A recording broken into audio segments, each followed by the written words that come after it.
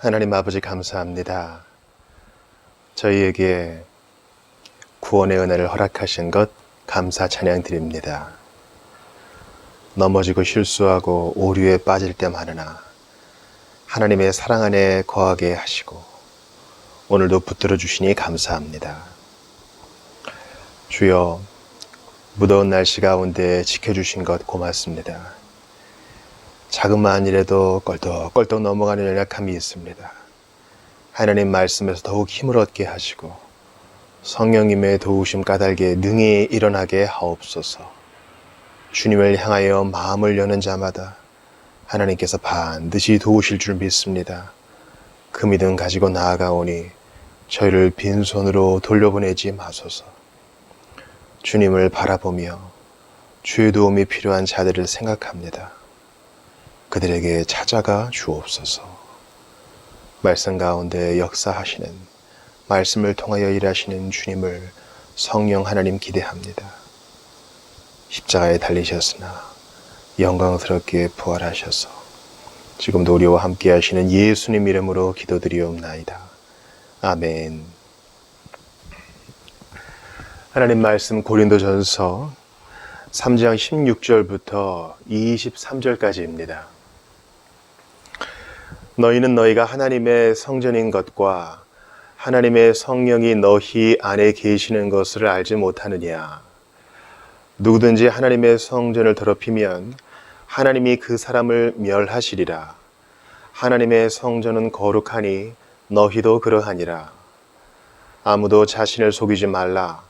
너희 중에 누구든지 이 세상에서 지혜 있는 줄로 생각하거든 어리석은 자가 되라. 그리하여야 지혜로운 자가 되리라.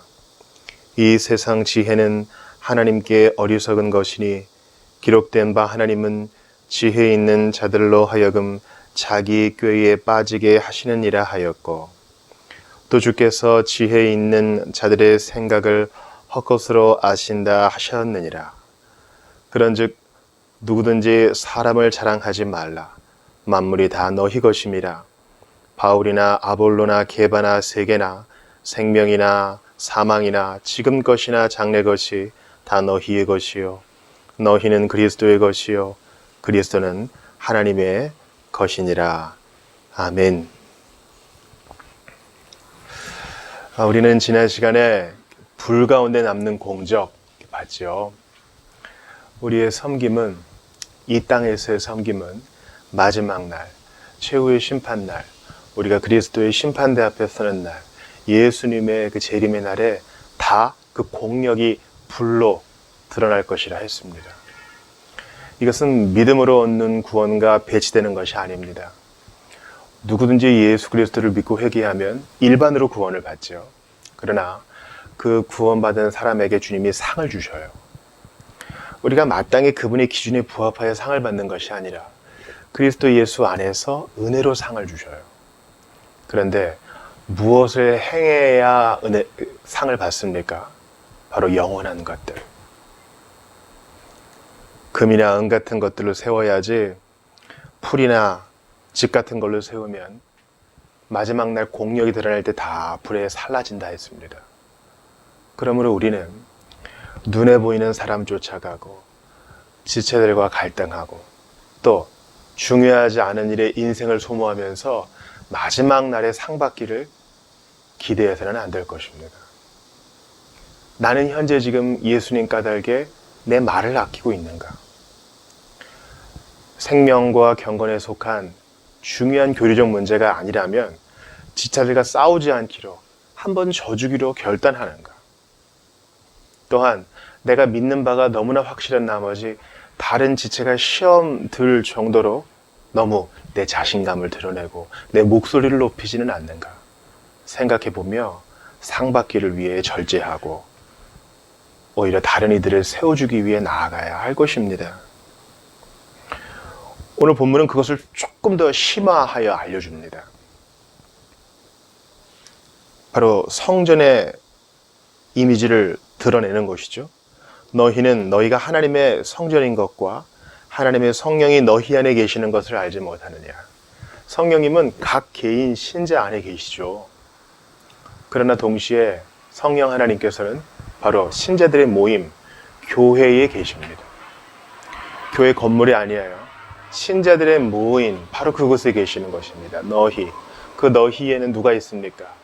연약한 자, 강한 자, 가난한 자, 부한 자, 종과 주인, 남자와 여자, 유대인과 이방인, 본토인과 외국인이 섞여 있습니다. 그런데 그 너희 안에 그렇게 뭔가 공통점이 없어 보이고 예수 아니면 만날 일 없을 것 같은 사람들이 그 모임 안에 성령님이 거하시고 거기를 성전 삼으신다 했어요. 여러분, 성막과 또 성전을 보세요. 준비되지 않은 자, 회개하지 않은 자, 제사장이 아닌 자, 함부로 나아가면 다 죽임을 받습니다. 레위기 15장 31절을 보니까 너희는 이와 같이 이스라엘 자손이 그들의 부정에서 떠나게 하여 그들 가운데에 있는 내 성막을 그들이 더럽히고 그들이 부정한 중에서 죽지 않도록 할지니라. 성막을 더럽히는 자는요, 죽임을 당했어요. 여러분, 하나님은 어미하신 분입니다. 하나님은 사랑이시죠. 그러나 그분은 온 세상의 왕이신 걸 잊지 마세요. 한두 살 많은 선배에게도 우리 학생 때는 절절매잖아요. 우리를 낳아주신 부모님께 깍듯하잖아요. 회사의 상사나 사장님, 대표님 앞에서는 말할 것도 없죠. 군대에 계신 분은 사단장이나 별을 많이 드는 자. 그리고 우리 지휘관한테 깍듯할 수밖에 없잖아요. 한 나라의 대표인 대통령을 만날 때는 어떻겠습니까? 우리 하나님은 그들보다 훨씬 더 높으신 분이셔요. 비교할 수 없을 정도로. 그분을 경멸해서는 안 됩니다. 주님은 성막을 더럽히는 자, 죽임을 당할 것이다 했습니다. 민수기 19장 20절도 마찬가지입니다. 사람이 부정하고도 사람 자신을 정결하게 하지 아니하면 여호와의 성소를 더럽힘이니 그러므로 회중 가운데에서 끊어질 것이니라. 그는 정결하게 하는 불로 뿌림을 정결하게 하는 물로 뿌림을 받지 아니하였은즉 부정하니라. 같은 내용이죠. 지금 바울은 이 말씀을 근거로 해서 신약 시대의 성전은 무엇이냐? 바로 예수님이 성전이시고 너희 몸뚱이가 성전이고 또한 너희들이 성전 아니냐? 그런데 너희가 분파를 만들고 지체를 경멸하고 사람 자랑하고 교회의 통일성을 해치면 너희는 바로 성전을 더럽히는 자예요. 마땅히 죽을 그 죄를 지은 자니라. 이 사태가 얼마나 중대한 것인지 알려주는 것입니다. 여러분, 오늘 좀 말씀이 길지만 일단 이것만 좀 생각해 봅시다. 우리 교회를 세워가고 있어요? 글쎄요, 목사님, 교회를 세워간다는 게 뭘까요? 열심히 교회당을 건축하는 것을 말하나요? 아마 교회를 세워간다는 게 무슨 뜻인지 제대로 생각해 보지 않으신 분들이 많을 거예요. 교회를 세워간다는 것은 뭡니까? 오늘 본문은 분명히 얘기하죠. 교회를, 하나님의 성전을 무너뜨리는 일이 있다. 17절에 보니까 누구든지 하나님의 성전을 더럽히면 하나님이 그 사람을 멸하시리라. 하나님의 성전은 거룩하니 너희도 그러하니라. 하나님의 지혜가 아니라 세상 지혜 들여오는 거, 그거 하나님의 성전, 너희의 모임, 교회를 무너뜨리는 것이다. 지체를 배려하지 않고 아무거나 먹고 마시고 자유를 오용하는 거, 교회를 세우는 것이 아니라 교회를 무너뜨리는 것이다. 이제 막 가입한 형제를 시험에 빠지게 하는 거, 그거 교회 세우는 게 아니라 교회를 넘어뜨리는 것이요 성전을 더럽히는 것이니 마땅히 죽을 죄니라. 하나님이 지금 그 얘기하시는 겁니다. 그러므로 파당 짓지 말아라. 그리스도보다 사람 이름 더 많이 오르내리지 말아라. 이 말입니다. 너무 자기 주장의 목소리를 내세우지 말아라. 덕이 있느냐? 믿음의 덕과 사랑이 있느냐? 자기 절제가 있느냐? 그 얘기하는 겁니다. 우리가 정말 요즘 받아야 될 말씀이에요. 특히 개혁파 기독교인들은 더 조심해야 돼요. 개혁파는요, 성경을 이해하는 현재까지 가장 합리적이고 가장 우월한 프레임이에요. 그러나 개혁신학도 지금 계속 발전해 나가고 있고요. 완성이 이르지 않았습니다. 우리가 뭐라고 하나님을 다 알겠어요. 우리에게 수많은 선배들과 전통이 있어도 우리는 주님 나라 막 들어간 이 세상에서 가장 연약한 자에 비할 바가 못 됩니다. 우리는 여전히 오류에 빠져 있고 무지에 빠져 있어요. 그러면 교회를 세워가려면, 하나님의 성전을 세워가려면 어떻게 해야 돼요? 자신을 먼저 정결하게 잘 갖추고 늘 회개와 겸손의 마음으로 살고 지체들을 세워주고 연약한 자에게 귀를 기울여주고, 그것입니다. 하나님의 성전의 벽돌이 하나 떨어졌어요. 그거 보수해야죠. 안 그러면 더 커질 거 아닙니까? 지체가 낙심했어요. 그런데 내일만 쫓아다니면서 우리끼리의 모임만 해가면서 어떻게 성전을 세우겠습니까? 마땅히 찾아가고 연락하고 기도하고. 고린도 교회 안에는 이런 일들이 있었습니다. 복음이 처음에 들어왔을 때는 모두가 기뻐했지만 그만 그 안에 인간적인 지혜가 들어온 것이죠. 그래서 18절 보세요. 아무도 자신을 속이지 말라. 너희 중에 누구든지 이 세상에서 지혜 있는 줄로 생각하거든 어리석은 자가 되라. 그리하여 지혜로운 자가 되리라. 이 세상 지혜는 하나님께 어리석은 것이니 기록된 바 하나님은 지혜 있는 자들로 하여금 자기 꾀에 빠지게 하시느니라 하였고, 또 주께서 지혜 있는 자들의 생각을 헛것으로 하셨느니라.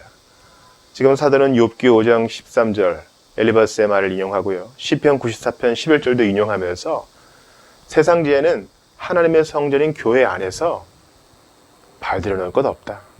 고린도 교회 안에 이런 사람이 있었던 거예요. 소위 똑똑하다고 하는 사람. 그런 사람들의 목소리가 성경 위에 군림하게 된 것입니다. 여러분, 우리도 그럴 수 있어요. 제가 몇몇 좋은 선생님들을 여러분께 추천하잖아요. 칼빈 선생님, 바빙크 뿐만 아니라 워필드, 우리나라의 김홍전, 박윤선 얘기하잖아요. 그들은 우리가 하나님의 말씀을 이해하는 데 도와주는 선생일 뿐입니다. 이 땅의 선생일 뿐입니다. 우리는 죽으나 사나 그리스도밖에 없어요. 우리는 사나 죽으나 예수님밖에 없는 자입니다. 쿡 찌르면 예수가 나와야 되는 사람입니다. 근데 예수님은 겸손의 왕이시거든요. 세상 지혜, 소위 배웠다고 하는 자들, 사람들에게 인정받는 사람들은요, 교회에서 발들일 곳이 없어요. 교회는 상한 마음 가진 자들의 모임입니다. 겸손히 당신이 나보다 낫습니다. 더 나보다 우월하십니다. 서로 양보하는 자들의 모임이에요. 세상 지혜는 그리스도를 알지도 못하고 오히려 그리스도를 죽였습니다. 사도는 이렇게 논증합니다. 그런즉 누구든지 사람을 자랑하지 말라. 만물이 다 너희 것임이라. 바울이나 아볼로나 게바나 세게나 생명이나 사망이나 지금 것이나 장래 것이 다 너희 것이요 너희는 그리스도의 것이요 그리스도는 하나님의 것이니라. 만물이 다 너희 것이다. 게바도 바울도 다 너희 것이다. 이것은 무슨 말입니까? 그것들이 다 너희의 유익을 위해 하나님이 너희에게 주신 선물이다. 그러니 선물과 선물 주신 자를 헷갈려하지 말아라 말입니다. 여러분, 이거 우리 평생의 훈련의 과제예요. 우리 껐덕껐덕 속거든요. 눈에 보이는 것에 정말 많이 휘둘려요. 저도 그렇고요. 요즘 얼마나 날이 덥습니까? 참 이 폭염 속에 우리가 지내고 있잖아요. 더우면요, 눈에 보이는 더위, 몸으로 느껴지는 더위에 우리 신앙이 점점 사그러지는 것 같아요. 하나님과의 관계가 끊어진 것 같아요. 기도가 상달이 안 되는 것 같아요. 느낌입니다. 느낌이에요. 그 느낌에 속지 말고 영원한 진리에 우리가 굳게 서서 그럼에도 불구하고 주님은 말씀하시고 나와 함께 하신다. 그것을 의지적으로 믿고 나아가는 게 신앙이죠.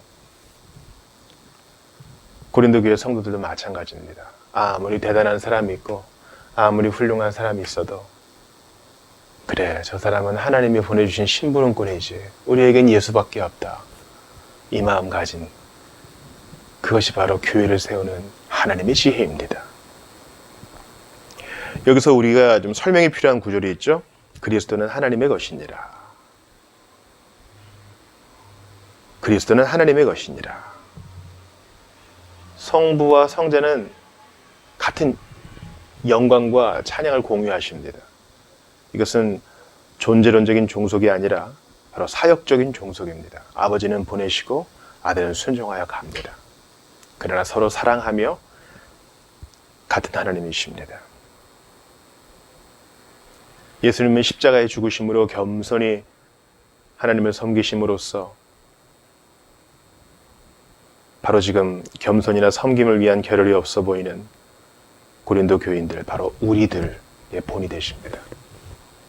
지혜 있는 자들은 막 떠들어대죠. 이런 게 있다, 저런 게 있다. 예수님은 저 구석에서 고요히 발을 씻어주세요. 조용히 어린아이와 눈을 맞춰주세요. 겸손히 한많은 과부에, 상처받은 고아에, 어디 가야 할지 모르는 외국인 노동자의 마음을 위로하셔요. 예수님 현재 이 땅에 오시면 정말 파격적으로 우리의 생각과 다르게 일하실 거예요. 우리 너무 나팔 부는데 익숙해져 있습니다.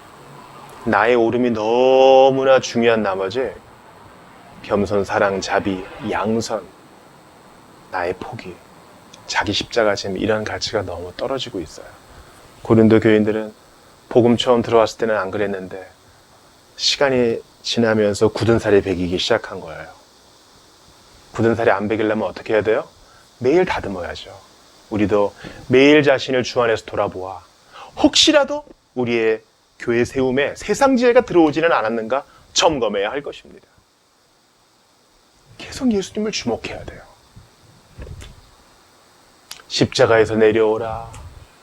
부르짖는 그들을 주님은 물끄러미 바라보시기만 합니다. 그 고통을 참으시며 그 겸손과 자기 비움, 그 경건이 우리 안에 좀 있어야 되겠습니다. 우리가 좀 말도 좀 많이 하고 봉사도 좀 많이 하고 이러면 뭐가 된 것 같거든요. 천만의 말씀이에요. 고린도 교회에는 이런 덕이 필요했습니다. 자기 비움, 자기 부인이 필요했습니다. 사람 자랑하지 말고 고요히 예수만 자랑하는 일이 필요했던 것입니다. 그러므로 우리도 그렇게 합시다. 그렇게 할 때에 과거의 용서, 현재의 힘, 미래에 대한 희망 가운데 더욱더 힘을 얻고 더 얻어 독수리가 날개쳐 올라감 같은 신앙생활을 하게 될 줄 믿습니다. 우리 같이 기도합시다. 하나님 아버지 감사합니다. 주신 말씀 감사합니다. 만물이 다 너희 것입니다. 선물로 주신 주여, 기도하오니 교만하지 말게 하소서, 자만하지 말게 하소서, 형제를 귀히 여기게 하옵소서, 눈에 보이는 것에 휘둘리지 말고 예수님만 의지하게 하옵소서. 주님 간절히 기도합니다. 우리가 교회를 세우고 있는 자인지, 교회를 어지럽히거나 무너뜨리는 자인지 두렵고 떨리는 마음으로 점검하고 매일 돌아보아 하나님 원하시는 교회를 잘 세우게 하소서. 자기 비움과 자기 부인, 내 십자가를 짐에 영성이 회복되게 하시고 경건과 겸손으로 무장하게 하시옵소서. 예수님 닮아가게 하시옵소서. 아직까지 복음 없는 자, 모르는 자, 복음을 거절한 자 불쌍히 여기사 주여 사로잡아 주시고 몸된 교회 안에 부흥을 허락하여 주시옵소서. 자신의 죄를 회개하고 엎드러지며 이전과는 다른 삶을 살 수 있는 그런 놀라운 하나님의 불을 기다리오니 주여 역사하여 주시옵소서. 우리를 포기하지 않으심에 감사드립니다. 주 예수 그리스도의 이름으로 기도합니다. 아멘.